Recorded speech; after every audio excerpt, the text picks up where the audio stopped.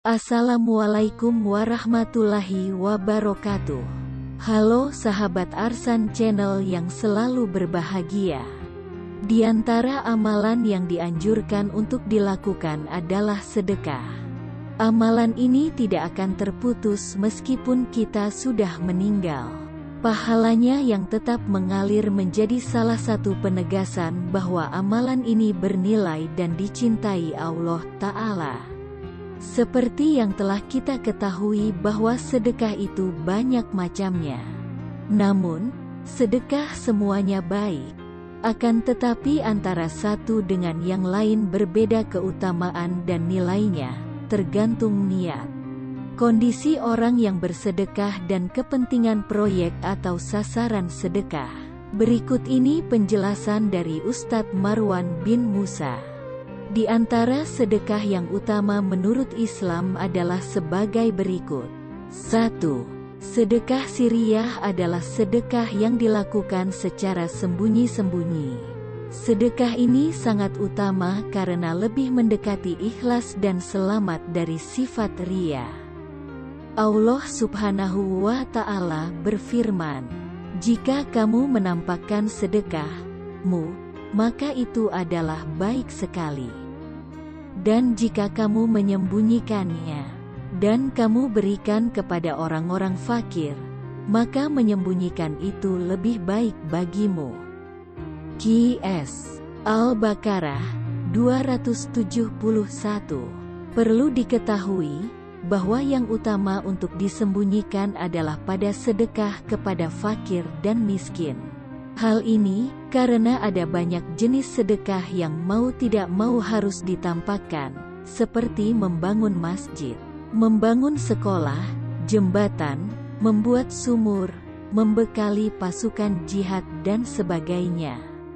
Di antara hikmah menyembunyikan sedekah kepada fakir miskin adalah untuk menutupi aib saudara kita yang miskin tersebut, sehingga tidak tampak di kalangan manusia serta tidak diketahui kekurangan dirinya.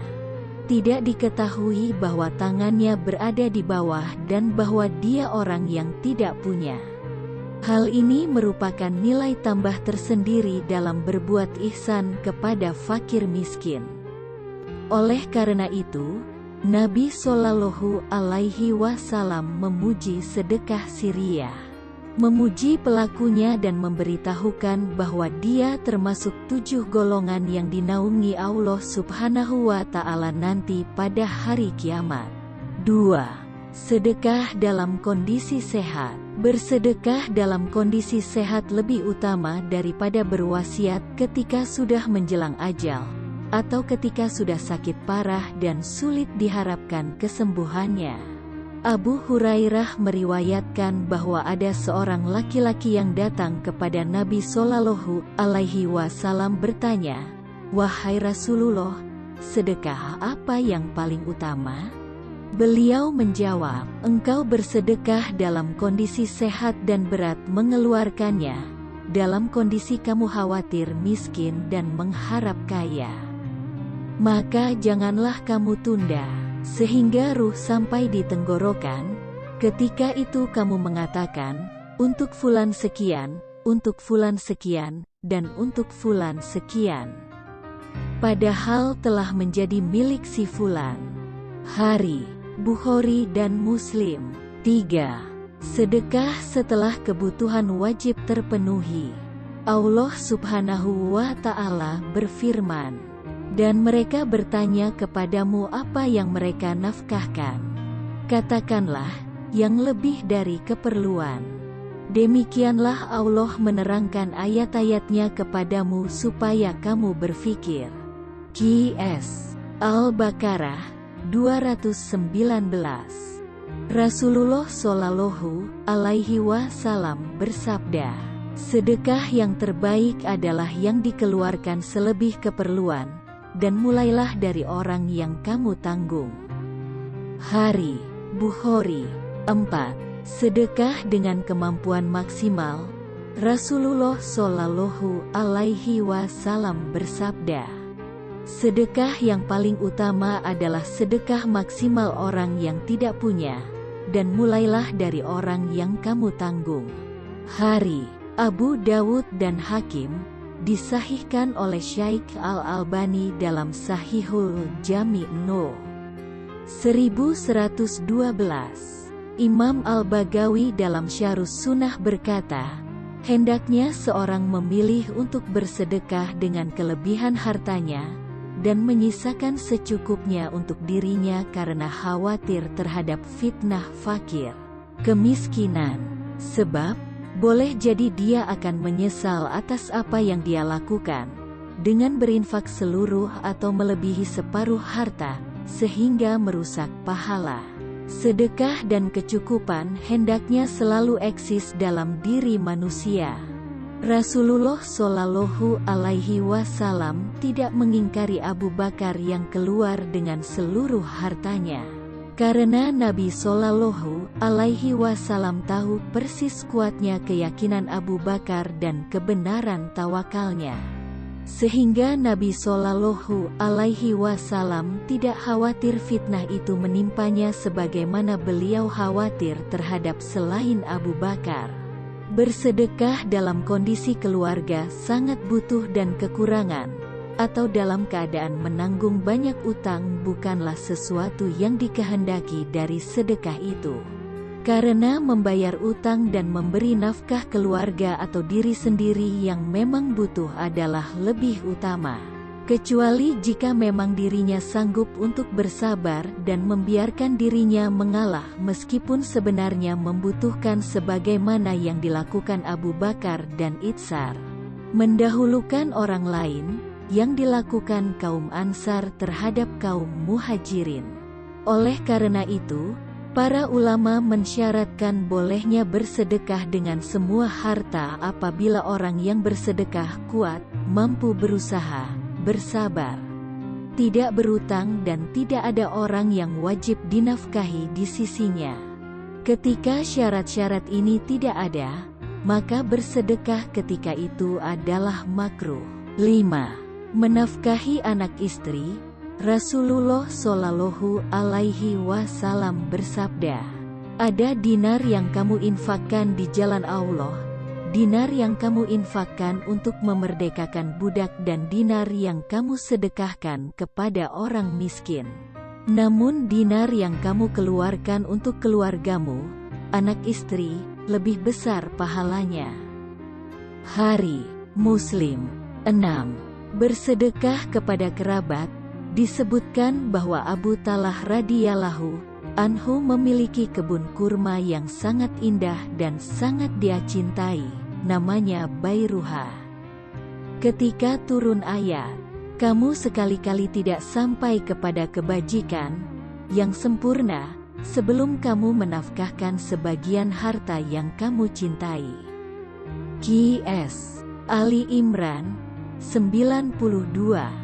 Maka Abu Talhah mendatangi Rasulullah Shallallahu Alaihi Wasallam dan mengatakan bahwa Bairuha diserahkan kepada beliau untuk dimanfaatkan sesuai kehendak beliau. Rasulullah Shallallahu Alaihi Wasallam menyarankan agar ia membagikan Bairuha kepada kerabatnya. Maka Abu Talhah melakukan apa yang disarankan Nabi Shallallahu Alaihi Wasallam dan membagikannya untuk kerabat dan keponakannya. Hari Bukhari dan Muslim. Rasulullah Shallallahu Alaihi Wasallam juga bersabda, bersedekah kepada orang miskin adalah satu sedekah, dan kepada kerabat ada dua, kebaikan, sedekah dan silaturahim. Hari Ahmad, Tirmidzi, Nasai, Ibnu Majah dan Hakim. Sahihul Jami' No. 3858. Secara lebih khusus, setelah menafkahi keluarga yang menjadi tanggungan adalah memberikan nafkah kepada dua kelompok anak yatim yang masih ada hubungan kerabat. Allah Subhanahu wa Ta'ala berfirman, tetapi dia tidak menempuh jalan yang mendaki lagi sukar. Tahukah kamu apa jalan yang mendaki lagi sukar itu? Yaitu, melepaskan budak dari perbudakan.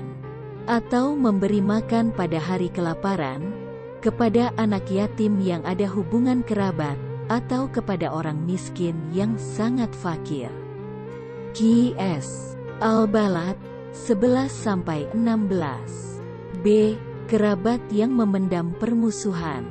Rasulullah Shallallahu Alaihi Wasallam bersabda, sedekah yang paling utama adalah sedekah maksimal orang yang tidak punya, dan mulailah dari orang yang kamu tanggung. 7. Bersedekah kepada tetangga.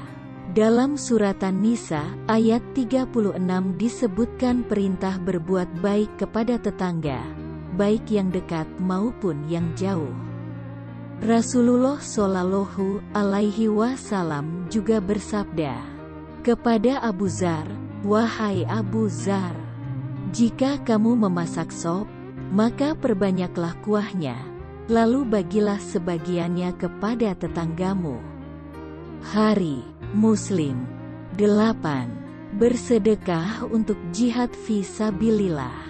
9. Bersedekah kepada kawannya yang berada di jalan Allah. Kedua hal di atas, 8 dan 9, berdasarkan sabda Rasulullah Shallallahu Alaihi Wasallam.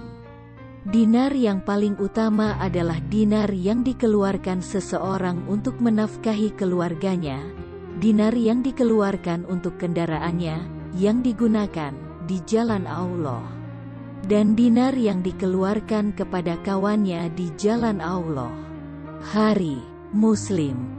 Barang siapa mempersiapkan, membekali orang yang berperang, maka sungguh ia telah berperang. Barang siapa yang menanggung keluarga orang yang berperang, maka sungguh ia telah berperang. Hari Bukhari dan Muslim. 10. Sedekah jariyah. Sedekah jariyah adalah sedekah yang pahalanya terus mengalir meskipun ia sudah meninggal. Rasulullah Shallallahu Alaihi Wasallam bersabda, apabila cucu Adam meninggal, maka terputuslah seluruh amalnya kecuali 3, sedekah jariyah, ilmu yang dimanfaatkan atau anak solih yang mendoakan orang tuanya. Hari Muslim. Termasuk sedekah jariyah adalah wakaf, pembangunan masjid, madrasah, pengadaan sarana air bersih, menggali sumur, menanam pohon agar buahnya dapat dimanfaatkan banyak orang dan proyek-proyek lain yang dimanfaatkan secara berkelanjutan oleh masyarakat. Imam As-Suyuti membuatkan syair menyebutkan hal-hal yang bermanfaat bagi seorang sesudah meninggalnya. Apabila cucu Adam meninggal, maka mengalirlah kepadanya 10 perkara, ilmu yang disebarkannya, doa anak saleh, pohon kurma yang ditanamnya serta sedekahnya yang mengalir. Mushaf yang diwariskan dan menjaga perbatasan, menggali sumur, mengalirkan sungai, rumah untuk musafir yang dibangunnya atau membangun tempat ibadah. Wallahu a'lam bishawab.